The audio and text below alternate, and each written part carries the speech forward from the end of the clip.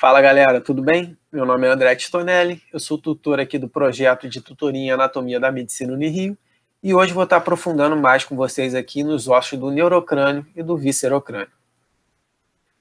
Começando aqui pelos ossos da calvária do neurocrânio, né?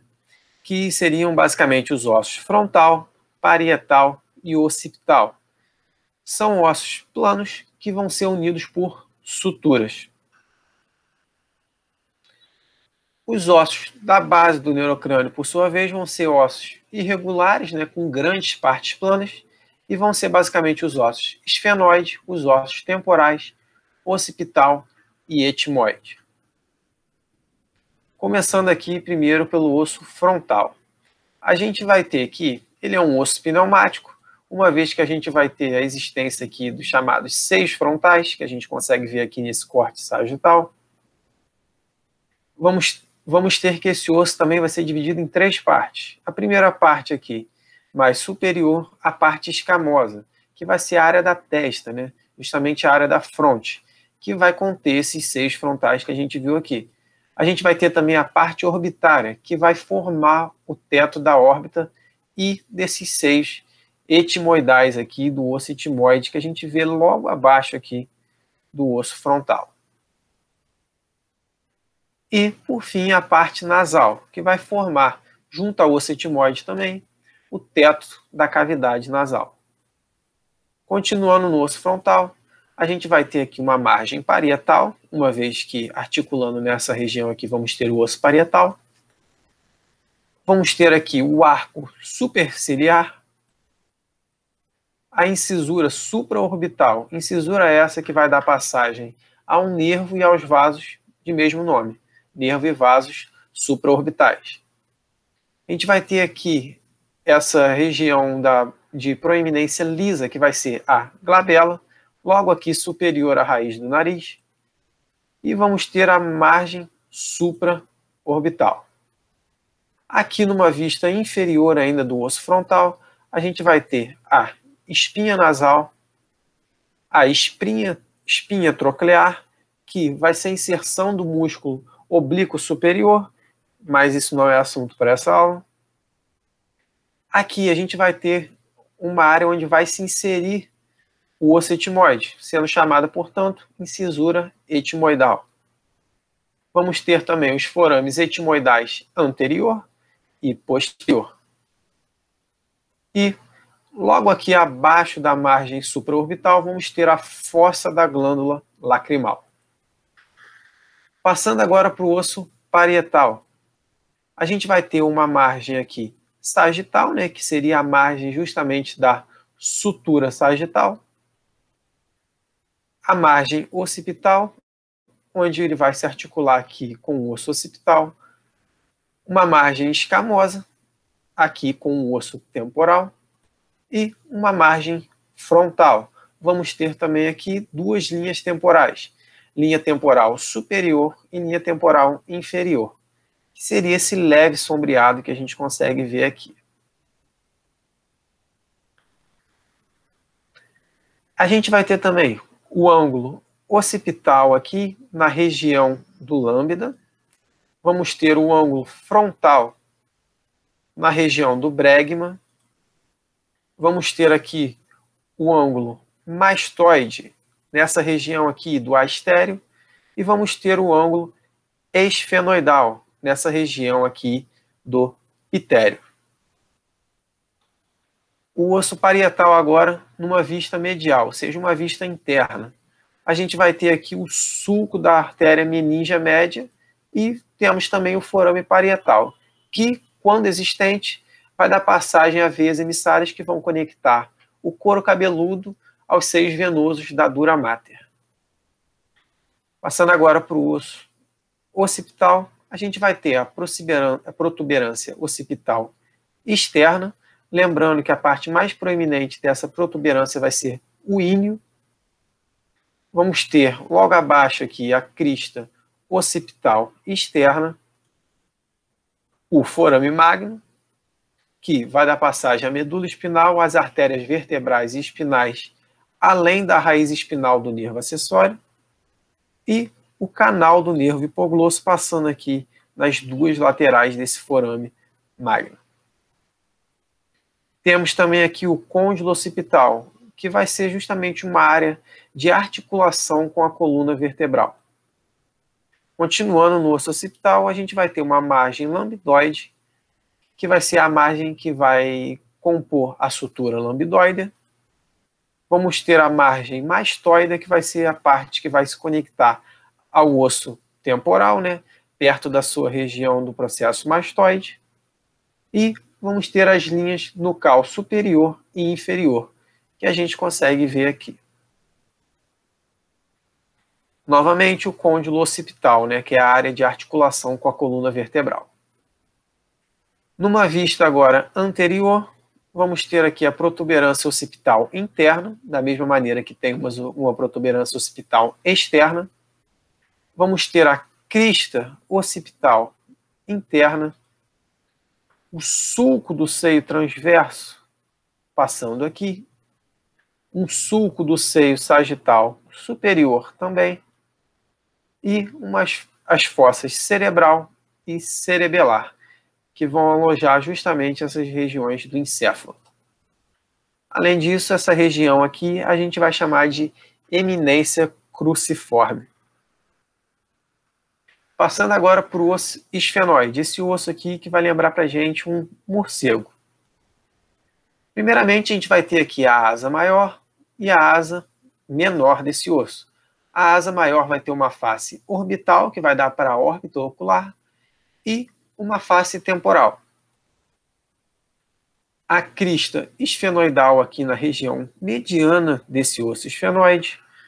Vamos ter o forame redondo, que vai dar passagem ao nervo maxilar. Também aqui a lâmina lateral do processo pterygoide. E se tem uma lâmina lateral, a gente vai ter uma lâmina medial também. E a pontinha dessa lâmina medial do processo pterygoide, a gente vai dar o nome de âmulo pterygoide. Continuando agora, numa vista posterior desse osso esfenoide, a gente vai ter aqui o dorso da célula. Que célula? Seria a célula turca, que a gente vai ver melhor mais à frente, mas a célula turca vai alojar a hipófise. Aqui a gente vai ter o sulco carótico, a gente vai ter o forame redondo, a fissura orbital superior, a margem escamosa, e aqui, como eu disse anteriormente, a gente vai ter a célula turca, que dentro dela vai conter justamente a fossa hipofisária, que vai alojar a hipófise, como a gente pode ver aqui nessa imagem. E os limites dessa célula turca vão ser aqui o tubérculo da célula e o dorso da célula, nesse limite aqui posterior. No osso temporal agora, vamos ter uma parte escamosa, uma parte petrosa e uma parte timpânica. Aqui vamos ter a margem parietal, perto da articulação com o osso parietal, uma margem esfenoidal e uma margem occipital. Aqui, o famoso processo mastoide, né, que vai ser de extrema importância para a gente na questão de inserção de músculos, que vai ser visto numa próxima aula. O meato acústico externo e o processo estiloide, que seria esse processo aqui pontiagudo fino. Temos também aqui a fossa mandibular, onde vai se articular aqui a mandíbula, que vai ser o único osso móvel do nosso crânio. Temos o processo zigomático. O que seria um processo ósseo? Um processo ósseo é sempre uma área de transição de um osso para o outro. Nessa região aqui, o osso temporal vai se conectar com o osso zigomático. Então, esse aqui vai ser o processo zigomático do osso temporal. Da mesma forma que a região de conexão do osso zigomático no osso temporal vai ser um processo temporal do osso zigomático. Teremos aqui também o forame mastoide, na região do processo mastoide. Numa vista agora medial, a gente vai ter a face cerebral, que está na parte escamosa do osso temporal, como a gente viu anteriormente. Teremos aqui o forame mastoide, que a gente viu externamente, agora a gente consegue ver a parte interna dele. Teremos o poro acústico interno. Numa vista agora inferior, a gente vai ter a fossa mandibular, que eu já mostrei anteriormente, onde vai se articular a mandíbula. Teremos o forame mastoide, o forame estilomastoide e o canal carótico. Esses canais que a gente vai aprofundar melhor mais à frente na aula. O osso etmoide. Bom, o osso etmoide é justamente aquele osso que vai fazer parte tanto do viscerocrânio quanto do neurocrânio. Ele vai ter aqui uma parte perpendicular, a lâmina perpendicular, que vai fazer aquela parte superior do septo nasal. Teremos aqui a crista etimoidal e a lâmina cribiforme. Aqui vamos ter também a lâmina perpendicular, mas dessa vez numa vista lateral, né, que vai formar a parte superior do septo nasal. Teremos aqui a crista etimoidal e a lâmina orbital, né, que vai fazer uma contribuição na formação da órbita ocular. Aqui numa vista geral da base do crânio, a gente vai conseguir ver aqui algumas estruturas interessantes. Começando aqui nessa região da base, a gente vai ter aqui o forame jugular, que vai dar passagem a estruturas importantes, como os nervos glossofaríngeo, vago e acessório, além da veia jugular interna, como o próprio nome sugere. Logo acima dele, vamos ter aqui o canal carotídeo, que vai dar passagem à artéria carótida interna. Do outro lado aqui, a gente consegue ver o forame estilomastoide, que vai dar passagem ao nervo facial e à artéria estilomastoide. Aqui a gente vai abordar agora sobre as fossas cranianas. Essa base do crânio aqui vai poder ser dividida em 3 fossas. Uma fossa anterior, uma fossa média e uma fossa posterior. E aqui os ossos que vão compor essa base do crânio. Aqui na fossa anterior da base do crânio, a gente vai ter algumas estruturas importantes. Dando uma olhada aqui no osso etmoide, a gente vai ter o forame cego. Esse forame vai ser importante porque vai dar passagem a vasos no desenvolvimento fetal. Teremos também aqui a crista etmoidal, que a gente viu anteriormente no osso isolado. Teremos a lâmina cribiforme, que vai ser uma série de forames aqui, que vão dar passagem aos nervos olfatórios. Teremos também aqui as impressões encefálicas, né? Justamente porque o encéfalo vai repousar nessa região, mais especificamente os lobos frontais. Na fossa média, por sua vez, a gente vai ter aqui uma região aqui de meia-lua, que a gente vai identificar 4 estruturas importantes aqui. Primeiro, a fissura orbital superior. Depois, o forame redondo, que vai dar passagem ao nervo maxilar. Teremos aqui também o forame oval, que vai dar passagem ao nervo mandibular e à artéria meninge acessória. E o forame espinhoso, que vai dar passagem às artérias e veias meníngeas médias. E aqui a gente vai ter uma ideia legal para a gente tentar gravar a ordem desses forames aqui no crânio. Para lembrar, a gente pode pensar o quê?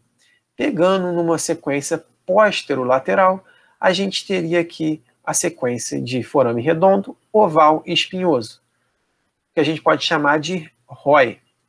Então, nessa sequência aqui, a gente consegue determinar quais forames a gente está enxergando na base do crânio, seguindo nessa sequência posterolateral. Da mesma forma que a gente pode ver aqui embaixo. Dando destaque aqui também, novamente, a célula turca, que vai conter a fossa hipofisal, o tubérculo da célula como limite anterior e o dorso da célula como limite posterior. Na fossa posterior, a gente vai ter algumas estruturas importantes também.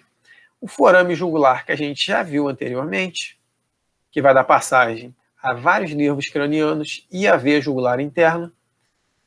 o canal do nervo hipoglosso, aqui nas laterais do forame magno. Olhando aqui nessa imagem da esquerda, a gente vai ter a abertura do meato acústico interno, o canal do nervo hipoglosso novamente. Vemos aqui, de novo, o forame jugular de uma maneira aqui melhor do que nessa figura. Temos aqui a fossa cerebelar, onde vai repousar o cerebelo. E temos o clivo, que seria essa área aqui descendente, que vai se inclinar em direção ao forame magno. Bom, referente à base do crânio, a gente vai ter uma correlação clínica importante aqui, que são as possíveis fraturas desses ossos. A gente vai ter alguns indicativos quando ocorrer uma fratura aí. A gente pode ter a rinorreia, que é o escorrimento excessivo de líquido pela cavidade nasal, não decorrido de um processo inflamatório. A otorreia, que é o acúmulo também de fluido no canal auditivo. A anosmia, que é a perda da sensibilidade olfativa. E a paralisia facial.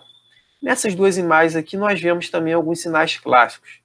Aqui um hematoma na região da apófise mastoidea e aqui um blefarohematoma, um hematoma na região aqui dos olhos, chamado sinal do guaxinim. Temos também aqui, quando ocorre uma lesão aqui na região da fissura orbital superior, o nervo oculomotor pode ser lesionado, causando um estrabismo, como a gente pode ver aqui nessa imagem. Bom, entrando nos ossos do viscerocrânio agora, nós teremos primeiro a mandíbula. A gente pode começar destacando o corpo da mandíbula, o ramo da mandíbula e entre os dois aqui, o ângulo da mandíbula. Teremos também a protuberância mentual, o forame mentual, que vai ser importante numa correlação clínica que a gente vai fazer mais à frente. E aqui na parte articular a gente vai ter a cabeça, que vai estar acima do processo condilar, e teremos também o processo coronoide mais anterior em relação à cabeça. Entre o processo coronoide e a cabeça, nós vamos ter aqui, nessa região aqui mais inferior, a incisura da mandíbula. Aqui, a gente já parte para uma vista posterior da mandíbula. A gente vai ver aqui a fossa de gástrio, que vai ser importante quando a gente for estudar os músculos. Por quê? Porque vai ser a origem do ventre anterior do músculo de gástrico. Aqui a gente vai ter também o forame da mandíbula. Bom, uma correlação clínica importante, como eu disse, vai ser feita aqui com relação ao forame mentual. Na região da mandíbula, nós vamos ter aqui os processos alveolares, onde vão se inserir os dentes. Quando a gente extrai ou perde algum dente, ocorre a reabsorção desse osso alveolar, de modo que essa região óssea aqui vai sendo reabsorvida e o forame mentual vai ficando exposto, de modo que pode vir também a expor o nervo mentual. O que leva ao caso em que certas próteses dentárias podem causar uma pressão nessa região aqui do nervo mentual, causando dor ao se alimentar, por exemplo. Voltando aos ossos do viscerocrânio, temos aqui o vômer, que vai formar aquela parte inferior do septo nasal junto ao osso etimoide. Teremos aqui uma vista dorsal, ou seja, posterior, as asas do vômer. Teremos também uma parte cuneiforme, ou seja, uma parte mais pontiaguda. E aqui vemos também a asa do vômer, só que agora é de uma vista lateral. Passando para a maxila, a gente vai ter aqui um processo frontal da maxila, que vai se conectar ao osso frontal superiormente. Teremos aqui um forame infraorbital. Essa aqui seria a face anterior, do mesmo modo que temos uma face orbital, que vai estar aqui no assoalho da órbita ocular. Teremos também um processo zigomático, que vai se conectar lateralmente ao processo maxilar do osso zigomático. E aqui embaixo podemos ver o processo alveolar, ou seja, onde vai se inserir o dente, e as eminências alveolares, essas regiões mais proeminentes aqui. Falando dos seios paranasais. Bom, os seios paranasais são cavidades aéreas que vão ajudar na circulação desse ar que a gente inspira e expira. São basicamente 4 seios. Os seios frontais, que a gente pode ver aqui em 1, os seios etimoidais em 2, os seios esfenoidais em 3 e os seios maxilares em 4. Por que é importante a gente falar deles? Porque a gente vai ter uma correlação clínica importante aqui, a rinocinusite. Bom, a rinocinusite vai ser a inflamação da mucosa dos seios paranasais, que é a sinusite, e da cavidade nasal, que seria a rinite, levando ao acúmulo de secreção nessa região. A gente vai ter como sintomas dessa situação a cefaleia, uma dor facial, uma congestão nasal, uma hiposmia ou anosmia, que seria, no caso, a perda da sensibilidade olfativa, né? E uma secreção nasal purulenta. Como a gente pode ver aqui nessa ilustração de cima, aqui seria, nesse lado aqui, os seios normais e aqui a presença de fluido, né, constituindo a nossa rinocinusite. Nessa imagem radiológica, vemos aqui, quando a gente pega o seio maxilar. Nesse lado, vemos aqui um seio maxilar saudável. Desse lado, vemos aqui, pelo aspecto esbranquiçado, a presença de fluido, sugestivo de uma inflamação. Passando ao osso zigomático, a gente vai ter aqui o processo frontal, que vai se conectar superiormente com o osso frontal. Teremos o processo temporal, que vai se conectar com o processo zigomático do osso temporal. Teremos a face lateral, teremos a face orbital, que vai compor aqui a parede lateral da órbita do crânio.